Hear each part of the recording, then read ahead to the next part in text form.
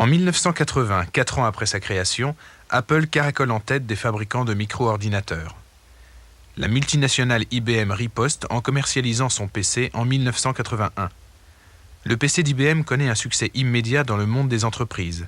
Et comme il est très facile à copier, de nombreux constructeurs se mettent à fabriquer des machines compatibles.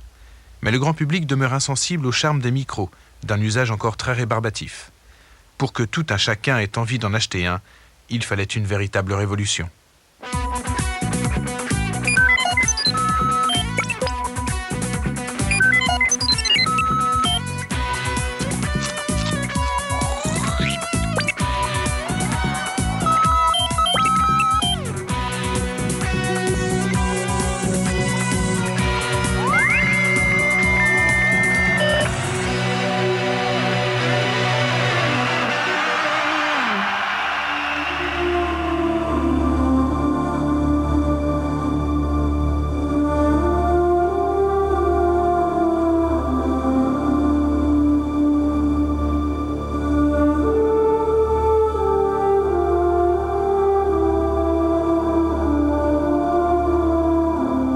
Nous sommes le 24 août 1995.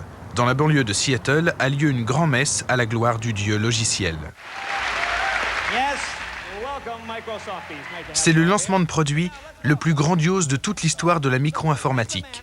Le lancement de Windows 95.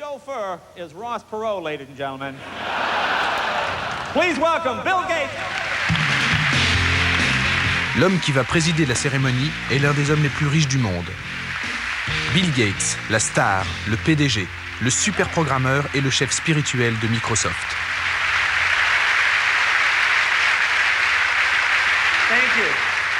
Thank you, Jay.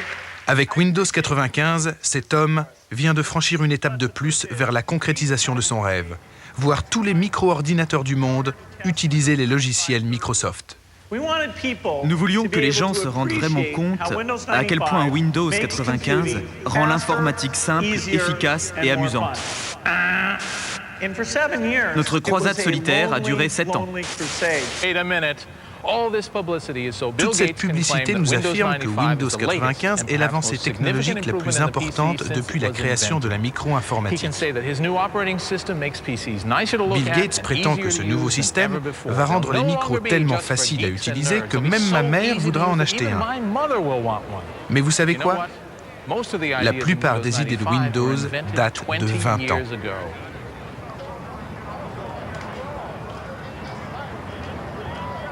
Cette grande foire du logiciel célèbre l'aboutissement d'un long périple.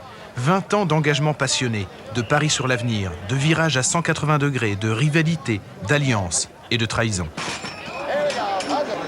Cette fête couronne la stratégie commerciale de Bill Gates. En 2 mots, on n'a pas besoin pour réussir d'innover ou d'être le meilleur, à condition de posséder une diabolique habileté à tirer parti des occasions qui se présentent. Et la façon dont Microsoft a su s'approprier le concept d'interface graphique serait digne de figurer dans un manuel.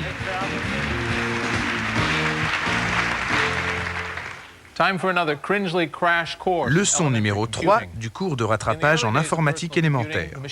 Les premiers micro-ordinateurs étaient d'un usage difficile, en partie parce qu'ils étaient archaïques et en partie parce que les informaticiens ont tendance à préférer la difficulté.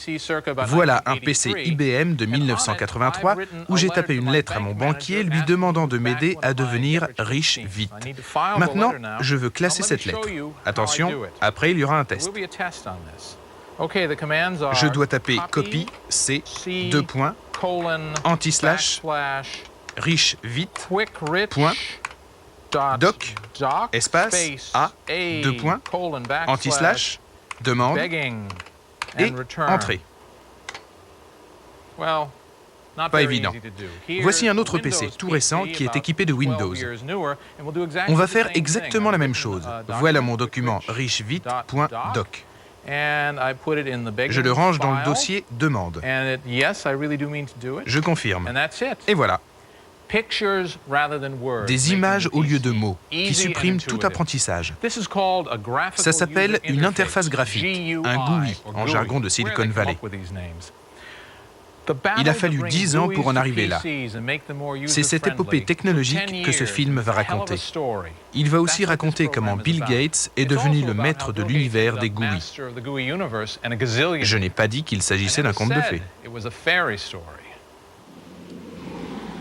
Tout a commencé en 1971 à Palo Alto, au sud de San Francisco, où la société Xerox, leader de la photocopie, avait créé un centre de recherche connu sous le nom de PARC.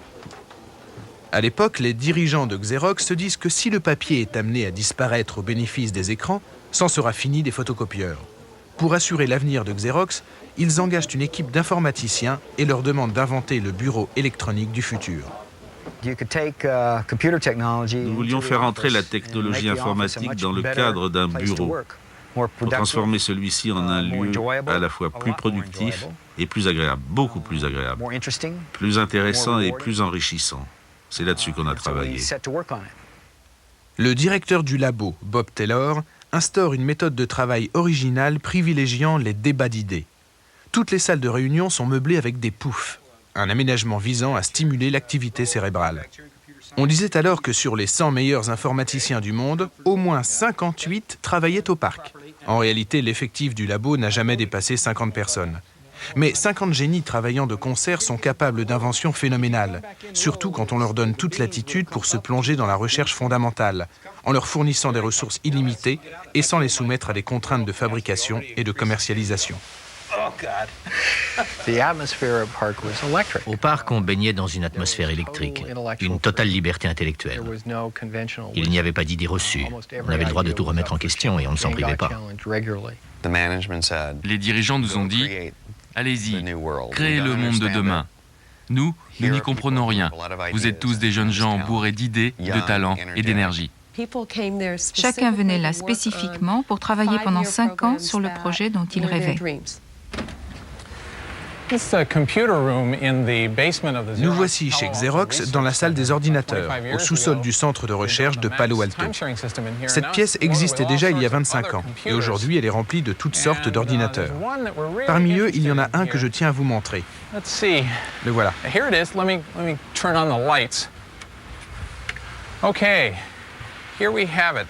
C'est un ordinateur Alto construit en 1973 ici.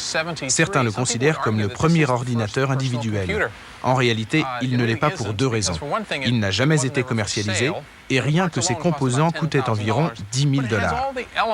Mais il contient tous les éléments d'un micro moderne. Sans lui, nous n'aurions ni les Macintosh, ni Windows, ni beaucoup d'autres choses dont pourtant aucune ne porte aujourd'hui l'étiquette Xerox. Ce film d'entreprise réalisé par Xerox au milieu des années 70 montre à quel point l'Alto était révolutionnaire. Au lieu des commandes cabalistiques, indéchiffrables par le commun des mortels, il offre la simplicité d'une interface graphique et de son pilote, la souris. Grâce à l'impression laser, on obtient sur le papier exactement ce qu'on voit sur l'écran. Cela nous paraît banal aujourd'hui, mais à l'époque, c'était l'avant-garde. On voulait tous créer quelque chose de vraiment différent. On pensait qu'on allait changer le monde et que quand nos travaux aboutiraient, la micro-informatique allait exploser comme on l'avait prévu et prendre tout le monde au dépourvu. Mais les brillants chercheurs du parc n'ont jamais pu convaincre les patrons de Xerox du réalisme de leur vision. Au siège de New York, personne n'a eu assez d'imagination pour exploiter cette technologie révolutionnaire. Dans l'entreprise, personne n'était préparé à accepter nos idées. Il y avait un énorme décalage entre la direction et les chercheurs. Les dirigeants n'avaient jamais tenté d'imaginer le bureau de demain. Leur cerveau ne parvenait pas à transformer les idées qu'on leur présentait en objets réels. C'était très frustrant de parler à des gens qui ne comprenaient pas notre vision de l'avenir. Une vision qu'on élaborait jour après jour à Palo Alto, sans personne pour la recevoir à l'arrivée. Cependant, à quelques kilomètres de Palo Alto, un homme est prêt à embrasser la vision des chercheurs du parc. L'homme le plus dangereux de Silicon Valley a ses bureaux dans cet immeuble. On l'aime et on le déteste, souvent les deux à la fois. Pendant 10 ans, à la force du poignet, il a obligé toute l'industrie micro à suivre le cap qu'il avait déterminé. Il ne s'agit pas d'un requin motivé par l'argent et par la perspective de prendre une retraite dorée à 40 ans. Cet homme mène une guerre sainte. Cet homme voit dans le micro-ordinateur son outil pour façonner le monde. Cet homme, c'est Steve Jobs.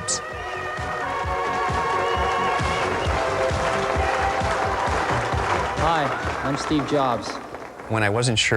L'image du charisme, Steve Jobs.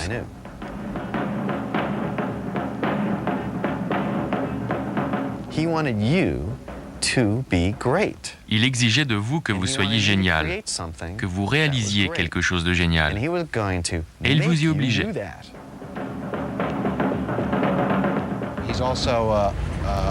Il peut aussi être odieux. Il exige un niveau de performance très élevé. Mais il ne supporte pas les gens qui ne partagent pas ou ne sont pas à la hauteur de ses exigences.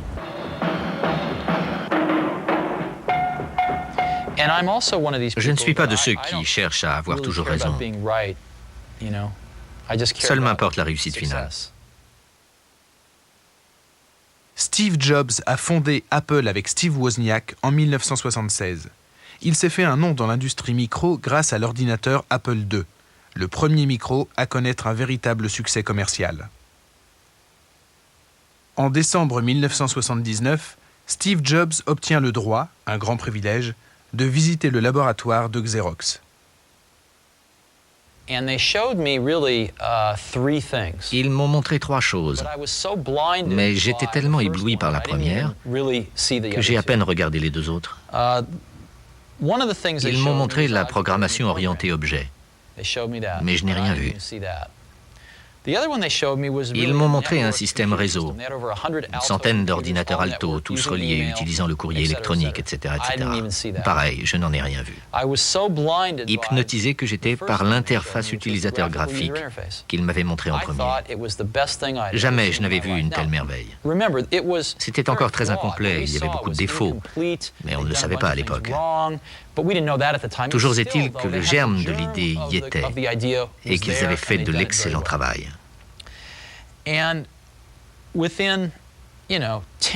En 10 minutes, j'ai compris que tous les ordinateurs fonctionneraient comme ça, un jour ou l'autre. Cette visite va changer l'histoire d'Apple. Steve est revenu et j'allais dire à demander, mais en vérité, il a exigé que toute son équipe de programmeurs assiste à une démonstration de notre système. La direction du centre m'a demandé de faire la démo. J'ai commencé par refuser et j'ai eu une discussion houleuse avec les cadres de Xerox. Je leur ai dit qu'ils s'apprêtaient à jeter un trésor par la fenêtre et que je ne ferais cette démonstration que si j'en recevais l'ordre formel, parce qu'alors ce seraient eux les responsables. Et ils m'ont ordonné de la faire. Voici l'interface graphique que les programmeurs d'Apple découvrent ce jour-là. L'ordinateur Alto est équipé d'une souris qui permet de déplacer le curseur sur l'écran en toute liberté. Les fenêtres superposées rappellent des feuilles de papier posées sur un bureau. L'utilisation de cet ordinateur est tellement simple que même quelqu'un qui n'a aucune notion d'informatique comprend d'instinct comment s'en servir. Dans cette visite d'1 heure et demie, nous avons puisé de l'inspiration et le renforcement de notre conviction qu'il fallait utiliser des images pour rendre les ordinateurs de bureau plus accessibles. En 1 heure, ils ont compris notre technologie et ce qu'elle signifiait mieux que n'importe quel dirigeant de Xerox après des années de démonstration. Ces gens ne comprenaient rien aux ordinateurs. Et ils ont laissé la plus grande avancée de l'industrie micro-informatique leur glisser des mains. Xerox aurait pu contrôler le secteur tout entier. Elle aurait pu devenir 10 fois plus importante. Être l'IBM ou le Microsoft des années 90. Steve Jobs convainc le conseil d'administration d'Apple d'investir dans le développement d'une technologie copiant celle qu'il a vue au parc. Apple embauche alors une centaine d'ingénieurs pour mettre au point un nouvel ordinateur qui sera baptisé Lisa. Mais les problèmes s'accumulent. Le Lisa ne fonctionne pas comme prévu et ne pourrait pas être vendu à moins de $10 000, beaucoup trop cher pour le marché grand public. De plus, à vouloir tout contrôler, Steve Jobs sème le désordre et le conseil d'administration finit par l'évincer du projet Lisa. J'ai ruminé pendant quelques mois, mais très vite je me suis rendu compte qu'il fallait vraiment faire quelque chose. L'Apple II commençait à s'essouffler. Il fallait absolument sortir quelque chose de nouveau. Sinon, l'existence même d'Apple serait menacée. Jobs trouve la solution auprès de Jeff Raskin, un des ingénieurs d'Apple de la première heure. Raskin travaille à la conception d'un ordinateur à $600, aussi facile à utiliser qu'un toaster, et qu'il a baptisé Macintosh, d'après la variété de pommes qu'il préfère. Évincé du projet Lisa et déterminé à réaliser un ordinateur bon marché, Steve Jobs s'empare de l'idée de Jeff Raskin. J'ai réuni une petite équipe pour travailler sur le Macintosh. C'était une mission, il fallait sauver Apple. Afin de se consacrer tout entier à sa Mac mission, Steve Jobs doit trouver pour sa société un dirigeant plus orthodoxe. Son choix se porte sur John Sculley, responsable du marketing chez Pepsi-Cola. Sculley commence par refuser. Quitter Pepsi pour une société créée dans un garage 4 ans plus tôt ? C'est une plaisanterie. Mais ce n'est pas facile de dire non à Steve Jobs. Il a levé la tête et m'a fixé de la façon dont seul Steve Jobs peut fixer quelqu'un. Et il m'a dit, vous voulez vendre de l'eau sucrée toute votre vie ou vous voulez venir avec moi pour changer le monde ? Là, j'ai compris que si je refusais, je passerais le reste de ma vie à me demander ce que j'avais raté. Pour changer le monde, Steve Jobs a besoin du Macintosh. Il veut un ordinateur parfait qui révolutionne la micro. Et il aiguillonne sans cesse son équipe. Steve était préoccupé par la lenteur de mise en route du Mac. Pour motiver Larry Kenyon, qui s'occupait du logiciel, il lui a dit « Des millions de gens vont acheter cette machine. Si tu arrives à gagner 5 secondes au démarrage, cela fait 5 secondes multipliées par 1 million tous les jours. Ça fait 50 vies humaines. En gagnant 5 secondes, tu peux sauver 50 vies. » Et on s'est débrouillé pour accélérer le temps de démarrage.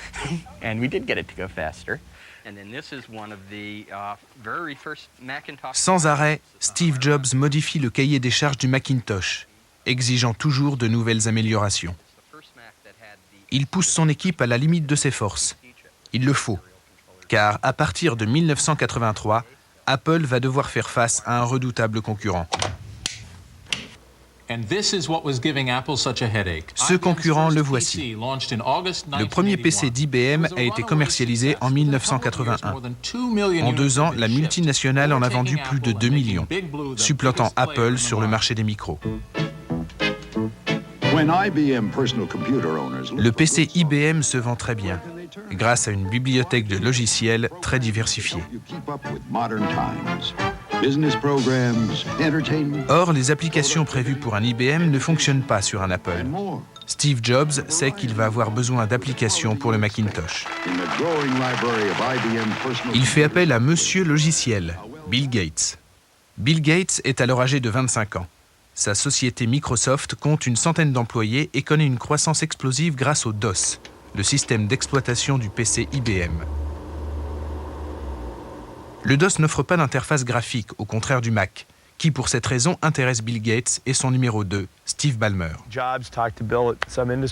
Jobs a rencontré Bill à un salon pendant le développement du Lisa. Il lui a dit « Bill, je vais sortir l'ordinateur à interface graphique, pas ce Lisa machin. Le mien, on va se l'arracher. »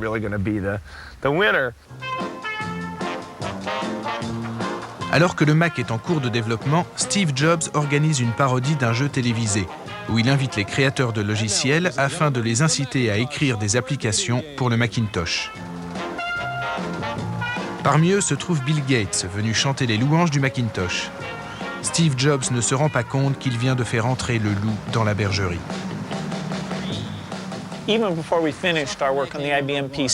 Avant même que nous ayons terminé notre travail sur le PC IBM, Steve Jobs est venu nous dire qu'il comptait réaliser une sorte de Lisa, mais moins cher. On a dit que ça nous intéressait. Le Lisa avait ses propres applications, mais elles exigeaient trop de mémoire. On pensait pouvoir faire mieux. Nous avons conclu un accord avec Steve pour fournir des applications couplées pour le Mac. On était très partisans du Mac et de la direction que montrait Steve. On l'a oublié, mais à l'époque, c'était Lotus, le leader des applications. Microsoft faisait un pari dangereux en acceptant d'écrire pour le Mac. On a commencé à travailler sur des logiciels pour le Macintosh en 1982. Je crois que c'est à ce moment-là que Bill a vraiment eu le déclic. L'avenir serait aux interfaces graphiques. Alors que Bill Gates reçoit sa révélation GUI, Steve Jobs continue à voir dans IBM l'ennemi public numéro 1. Big Blue dominera-t-il la totalité de l'industrie informatique? La totalité de l'âge de l'information? George Orwell avait-il vu juste à propos de 1984? Tout le talent oratoire de Steve Jobs ne parvient pas à faire oublier qu'IBM risque de couler Apple. La plupart des analystes financiers pensaient qu'Apple ferait faillite en quelques mois. Une couverture de Business Week proclamait « Tout est fini, IBM a gagné ». L'équipe du Mac se voulait une bande de pirates, des renégats qu'on appelait à la rescousse pour sauver le navire maintenant que les parts de marché de l'Apple II diminuaient. L'équipe du Macintosh accusait du retard, ce qui est courant dans la haute technologie. Il devenait urgent de mettre ce produit sur le marché. Après de nombreux reports, une date de lancement est enfin annoncée. L'approche de l'échéance fait monter la pression, mais rien ne fera renoncer Steve à son perfectionnisme. On vivait dans une cocotte minute. Pas question de cesser le travail avant d'avoir fini, même pas pour dormir. Je n'ai pas dormi une minute pendant les 3 jours précédant le lancement, et on a donné les dernières instructions à 6 heures ce matin-là.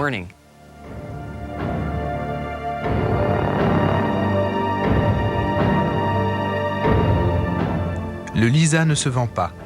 Avec le Macintosh, Apple joue le tout pour le tout. Son sort en dépend. John Sculley débloque 15 millions de dollars pour la campagne publicitaire, qui doit s'ouvrir le jour du lancement, le 24 janvier 1984.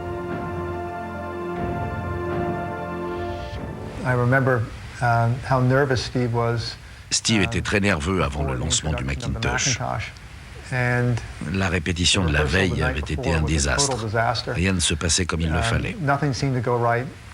Steve en voulait au monde entier, et on se demandait vraiment comment on allait faire le lendemain. Mais le moment venu, Steve a su déployer tous ses talents scéniques.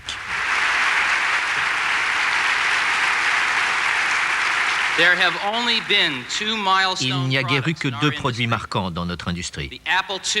L'Apple II en 1977 et le PC d'IBM en 1981. Aujourd'hui, 1 an après Lisa, nous vous présentons le 3e, le Macintosh.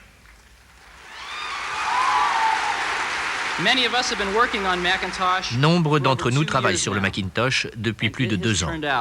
Et le résultat est dément. Vous venez de voir de simples photographies. J'aimerais maintenant que vous voyiez le Macintosh en personne.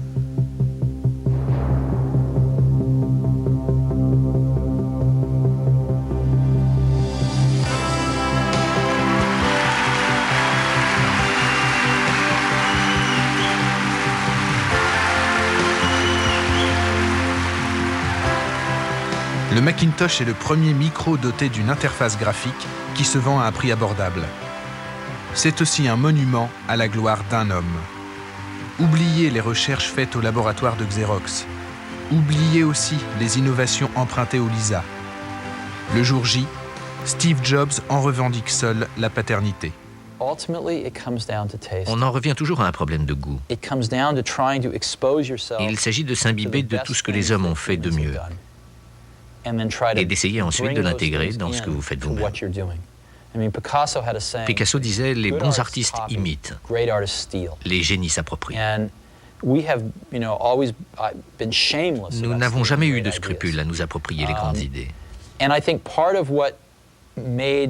Si le Macintosh est grand, c'est que les gens qui l'ont conçu étaient avant tout des musiciens, des poètes, des artistes, des zoologues et des historiens, qui se trouvaient aussi être les meilleurs informaticiens du monde. Apple succombe à la folie des grandeurs. Elle produit un spot télévisé grandiloquent où l'on comprend que le gentil Mac va nous libérer de la tyrannie orwellienne du rebutant PC IBM.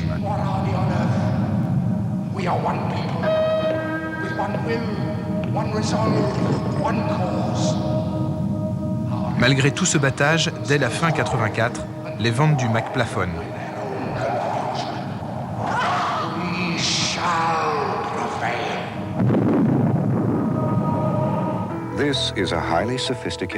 Pub après pub, Apple insiste sur la supériorité du Mac vis-à-vis du PC IBM. Mais il présente des inconvénients majeurs. Son prix d'abord, $2 500, $1 000 de plus que le PC. La pénurie d'applications ensuite. Les éditeurs de software hésitant à produire des logiciels pour le Mac. On ne pouvait pas lui faire exécuter grand-chose. MacPaint et MacWrite étaient ses seules applications. Et on commençait à s'en rendre compte. Dès la fin de l'année, les gens disaient « Peut-être que le PC IBM n'est pas aussi facile à utiliser ni aussi attrayant que le Macintosh, mais au moins, il me rend des services dont j'ai besoin. Un tableur, un traitement de texte, une base de données. » Les ventes du Mac ont commencé à baisser à la fin de 1984 et l'année d'après, la situation est vraiment devenue délicate. Un ordinateur qui se vend bien est un ordinateur doté d'une application avec un grand A. Un logiciel qui justifie l'achat du matériel. IBM avait Lotus 1, 2, 3. Le Mac avait grand besoin d'une application avec un grand A. WYSIWYG, encore du jargon Silicon Valley. Les initiales de « ce qu'on voit égale ce qu'on obtient ». Il est très difficile d'imprimer exactement la même image que celle qu'on voit sur l'écran. 80% de nos facultés cérébrales sont consacrées à traiter des données visuelles, mais ce n'est pas le cas des ordinateurs. J'ai écrit une lettre à ma mère que je signe Bob en caractères italiques, Time, 72 points.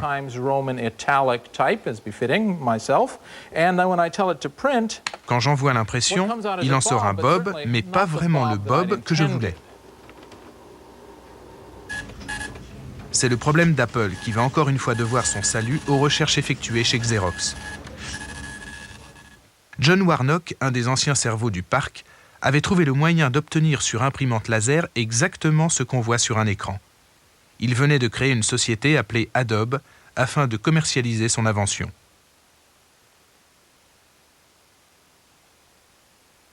En 2-3 semaines, j'ai fait annuler le projet en cours chez Apple, ce qui m'a presque valu de me faire assassiner. Et j'ai conclu un accord pour qu'Apple rachète 19,9% du capital d'Adobe. Steve Jobs a fait un choix judicieux. Cet investissement va rapporter gros.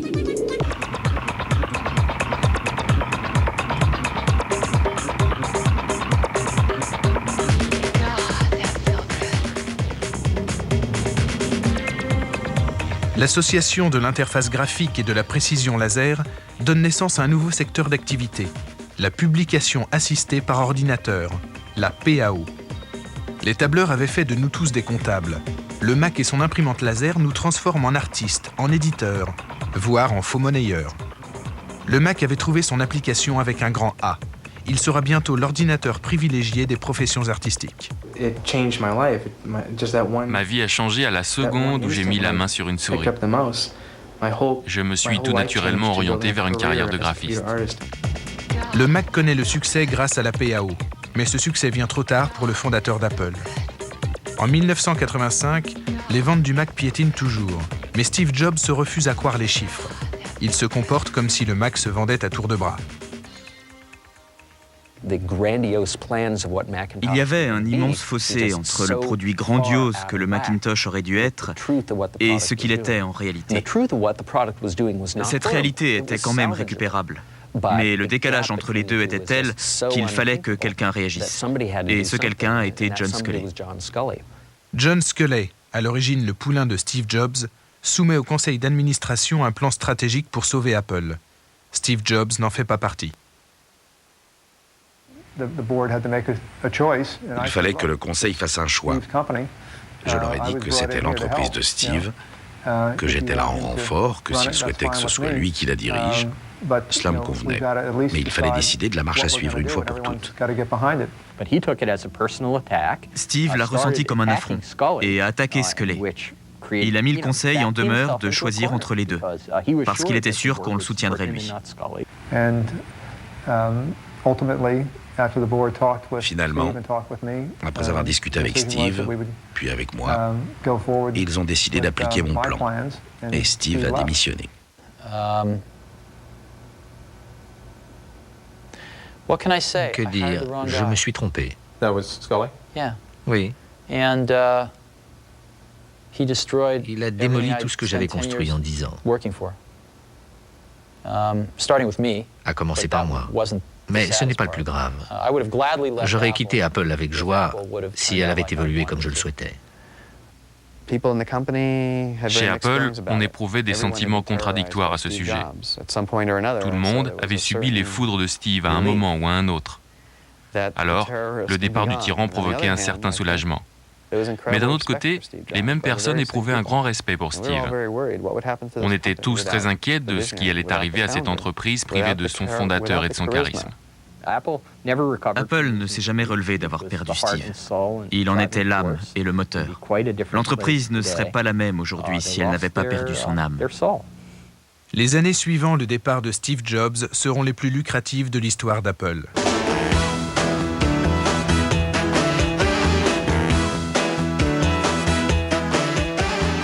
Leur ordinateur colle au mode de vie californien, un mélange de travail et de loisirs, et son influence s'étend à l'industrie tout entière. Tout à l'euphorie, Apple se considère toujours comme l'arc-en-ciel salvateur dans la grisaille du monde informatique. Leading the forces of freedom is Macintosh. Dans ce film destiné à stimuler le zèle des vendeurs, Apple exalte encore et toujours le rôle du Mac, grand libérateur des pathétiques prisonniers du PC IBM. In the office and the classroom and the desktop with superior weapons. Grâce à des améliorations de structure et à l'explosion du secteur de la PAO, le Mac trouve son marché. Dès 1987, Apple vend 1 million de machines par an. Let's go get 'em. L'argent rentre à flot. Sur chaque Mac vendu $2000, Apple touche une marge bénéficiaire de 50%. Chez Apple, on est convaincu de la supériorité des produits maison. On estime que les clients seront toujours prêts à payer un supplément qualité, estimation arrogante et erronée. Le Mac aurait vraiment dû remporter la bataille des micro-ordinateurs. Certes, il coûtait plus cher que le PC IBM, mais si on voulait un ordinateur simple et convivial, le Mac était le seul choix possible. C'est du moins ce qu'on croyait chez Apple. C'était compté sans Bill Gates. Gates a compris que l'interface graphique du Mac menaçait la poule aux œufs d'or de Microsoft, le DOS. Il a entrepris de recouvrir le DOS d'une interface graphique, ce qui revenait à camoufler un immeuble décrépit derrière une jolie façade. Il a nommé cette façade Windows. Au début, elle était un peu de guingois, mais elle a suffi pour défendre le précaré du DOS. C'était en février-mars 84, juste après le lancement du Macintosh d'Apple. Nous avions acquis la conviction qu'il fallait miser sur les interfaces graphiques, d'abord avec les applications pour le Mac, ensuite avec Windows.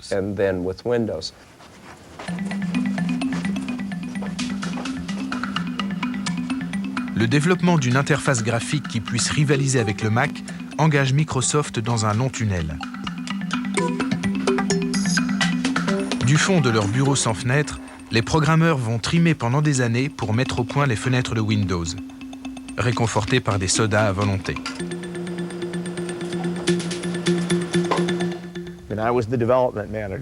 J'étais le directeur du développement de Windows 1. On progressait très péniblement. Il nous a fallu environ 7 versions avant d'obtenir un résultat correct en 1990. Les premières versions de Windows ne provoquent que quelques sourires condescendants de la part d'Apple. Mais Bill Gates est la persévérance même. Windows s'améliore régulièrement et finit par inquiéter Apple, qui accuse Microsoft de plagier le look and feel, c'est-à-dire la personnalité du Mac. Finalement, Apple intente un procès à sa rivale.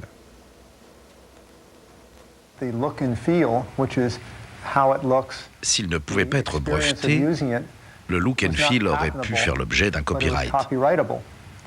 Comme il n'existait aucun précédent, ce cas allait faire jurisprudence. Il y a eu une période de 5 ans dont l'issue incertaine aurait pu être désastreuse pour Microsoft. On avait misé très gros sur Windows. Ils refusaient de modifier quoi que ce soit. Soit on cédait, soit ils menaient l'affaire jusqu'à la Cour suprême. Nous étions sûrs que les juges allaient finir par se prononcer en notre faveur, ce qu'ils ont fait. Apple a perdu. Pire, pendant la durée du procès, environ 6 ans, nous nous sommes sans doute laissés aller à imaginer avec un brin de suffisance que nous serions définitivement à l'abri des attaques de Windows.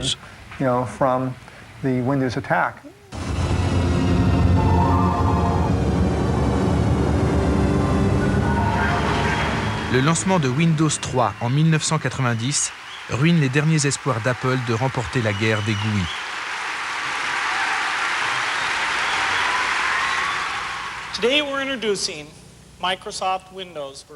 Dorénavant, tous les ordinateurs compatibles IBM seront aussi simples à utiliser que le Mac. En un an, Microsoft distribue près de 30 millions d'exemplaires de Windows 3, reléguant le Mac à une petite niche du marché. Bill Gates s'est révélé un stratège hors pair. Ladies and gentlemen, the Windows 3 development team.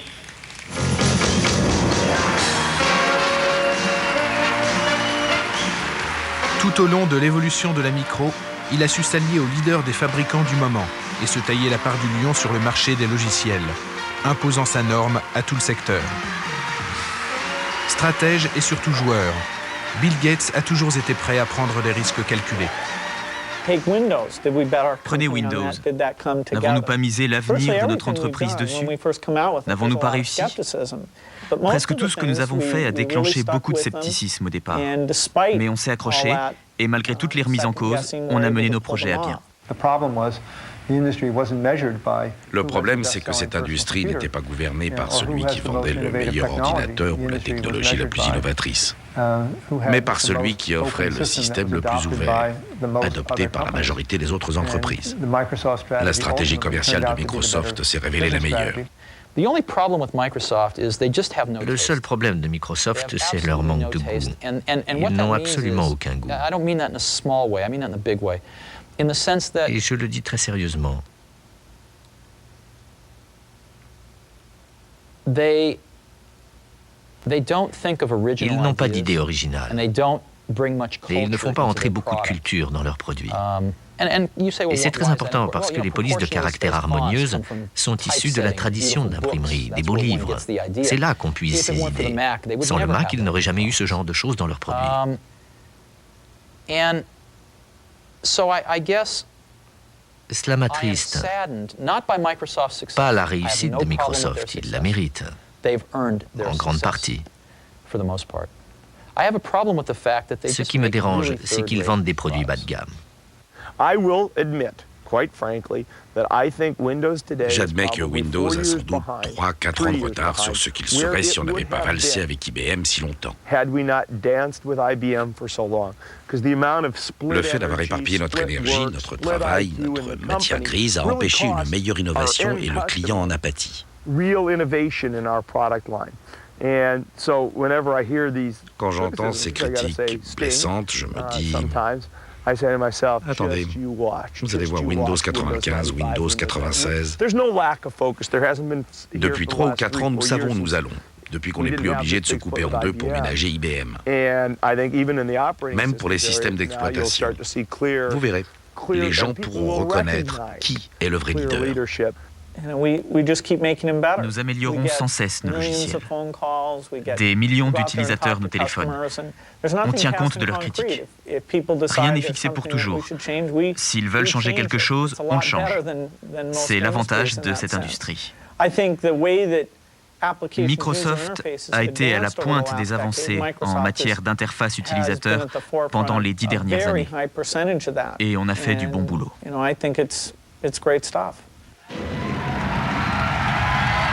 Le 24 août 1995, Bill Gates porte le coup de grâce à ses rivaux. Avec Windows 95, Microsoft fournit ensemble le système d'exploitation et l'interface graphique. Porté par une campagne publicitaire mondiale de 300 millions de $, Windows 95 est en passe de devenir le nouveau standard de l'industrie informatique.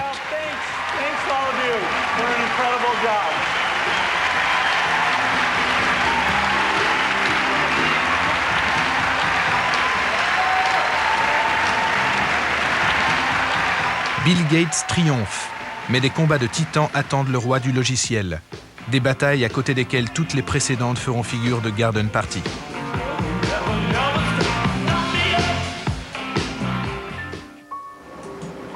Le succès de Bill Gates se repose sur la domination des systèmes d'exploitation pour ordinateurs individuels. C'est parfait tant que les PC sont des boîtes isolées posées sur des bureaux. Mais aujourd'hui, ces boîtes sont reliées à un réseau mondial, les fameuses autoroutes de l'information. Un PC relié à Internet est à la fois une boîte aux lettres, un téléphone et un téléviseur.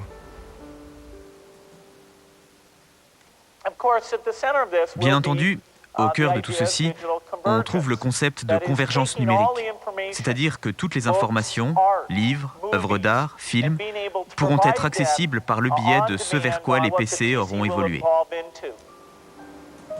Internet constitue la prochaine vague de la révolution de l'information. Une vague dont même Bill Gates ne peut prévoir la direction. Internet se transforme de mois en mois. Je tire mon chapeau à quiconque est capable de prédire à quoi il ressemblera dans 3 mois ou dans 9 mois. Ce phénomène évolue si rapidement que personne ne peut savoir exactement ce qui va arriver. Bill Gates, cependant, prépare le terrain. Il a noué des alliances avec les plus puissants, en investissant dans le nouveau studio de Steven Spielberg, DreamWorks, et en s'associant avec NBC dans la télévision par câble. Du coup, il se retrouve en concurrence avec d'autres très grands groupes, Murdoch et Walt Disney par exemple. Les temps ont changé depuis les débuts de Microsoft et les adversaires de Bill Gates aussi. Ce ne sont plus les hippies un peu rêveurs des années 70, ce sont des hommes d'affaires aux dents très longues. L'un des plus redoutables est Larry Ellison, qui mise sur Internet, convaincu que les autoroutes de l'information signeront l'arrêt de mort des micros tels qu'on les connaît, et de Microsoft par la même occasion. Bob Cringer, ici Larry Ellison.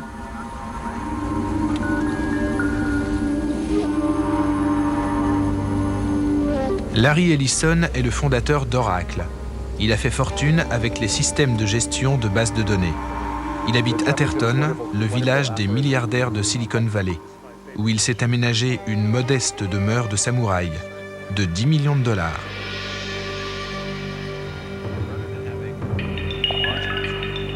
Au bord de son étang japonais, il médite et fourbit ses armes en vue de la grande bataille qui va l'opposer à Bill Gates.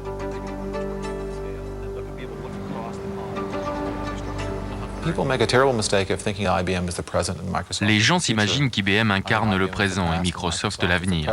À mon avis, IBM incarne le passé et Microsoft le présent. L'avenir, on ne le connaît pas encore.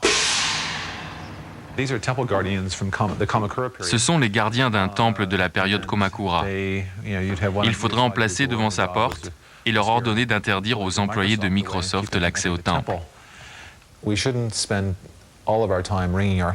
Il n'y a aucune raison de se ronger les sangs à propos de l'hégémonie de Microsoft. Il y a toujours place pour l'innovation. Il y aura d'autres changements. L'avenir de Microsoft est loin d'être assuré. Larry Ellison a un credo. Les micro-ordinateurs sont condamnés. Ils seront remplacés par un boîtier bon marché, une sorte de super téléviseur qui sera connecté à des ordinateurs centraux via Internet. Tout le monde pourra accéder à des bases de données et à des logiciels à la demande. aussi simplement qu'en ouvrant un robinet. Comme l'eau courante a remplacé les puits, le câble remplacera les micros. Je déteste les PC de tout mon cœur. Moi, aller dans un magasin pour acheter Windows 95, je dois prendre ma voiture, aller au magasin, acheter une boîte de carton remplie de données numériques inscrites sur un CD-ROM en plastique, revenir chez moi, lire le manuel, installer le bidule. C'est une plaisanterie. Utilisons un réseau. On ne va pas mettre les données numériques dans un carton, le carton dans un camion, le camion au magasin. C'est absurde. J'adore Internet. Je veux de l'information. Elle peut très bien passer par un câble.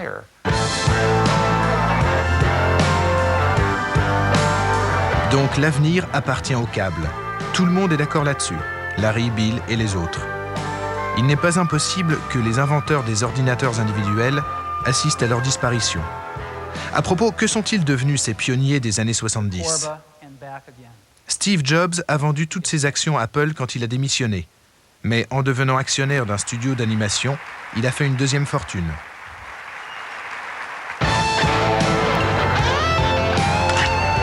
Apple connaît des difficultés et ne joue plus qu'un rôle mineur sur le marché des micros.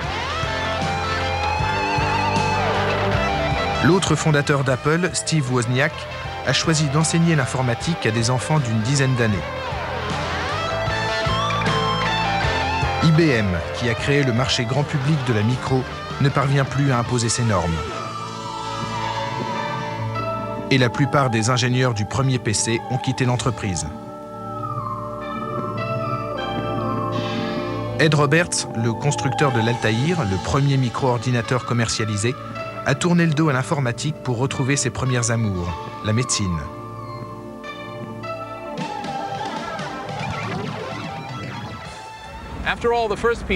La révolution micro a pris le monde au dépourvu. Même à Microsoft, où on compte des centaines de millionnaires en dollars et au moins 2 milliardaires, on ne s'attendait pas à un tel succès. Pour conclure, je vous propose de méditer cet axiome. Il faut à une communauté une trentaine d'années pour intégrer à sa vie quotidienne un nouveau moyen de communication. C'est le temps qu'il a fallu pour le téléphone, le cinéma et même pour la télévision. La micro-informatique n'a encore que 20 ans. Que nous réserve l'avenir ? Je vais aller y faire un tour pour le découvrir. À dans 10 ans.